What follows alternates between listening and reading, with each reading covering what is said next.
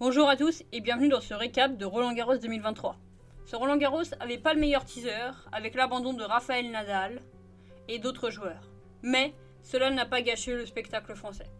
Pour les Français, le tournoi avait bien commencé. Victoire le 28 mai de Lucas Pouille, la renaissance de ce joueur et Léonia Jean-Jean passe également le premier tour.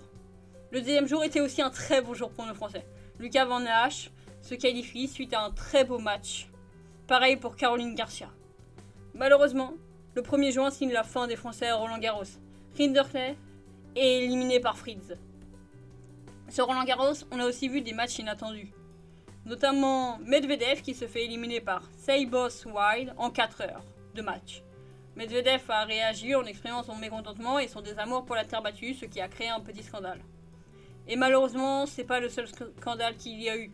Car dès le premier jour, une fin de match a fait débat, car Marta Kostyuk refuse de serrer la main de son adversaire Sabalenka car elle est biélorusse.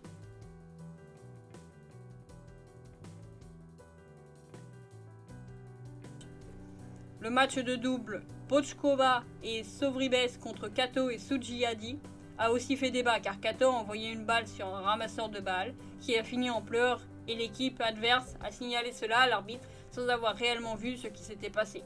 Cet accident a engendré la disqualification de Kato et sa partenaire.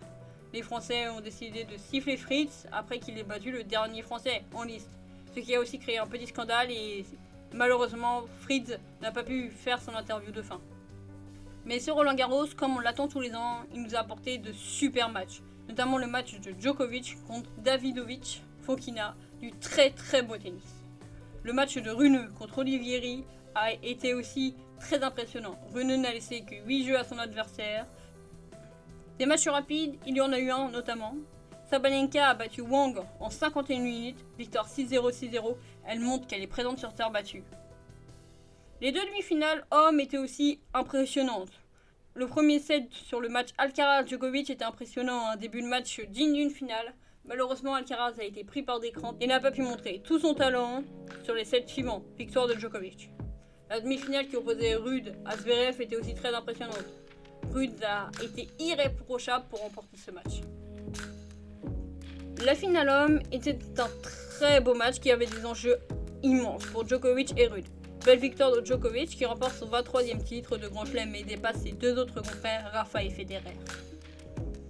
La finale femme était aussi exceptionnelle, comme les demi d'ailleurs. Elle opposait Swiatek et Muchkova, de super amortis réalisés par Muchkova, mais Swiatek était au-dessus et gagne ce Roland-Garros. Très belle victoire. À Roland-Garros, il y a aussi le tournoi tennis fauteuil et Diète de Groot empoche sa 100e victoire de suite, une très belle performance. Chez les légendes aussi, on a eu du très beau spectacle. Barami a bien fait le show, des volées de plus en plus impressionnantes et des nouveaux coups, malheureusement pas présents sur le circuit principal.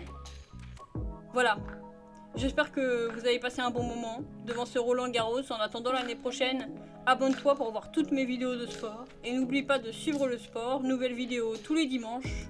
Allez, ciao!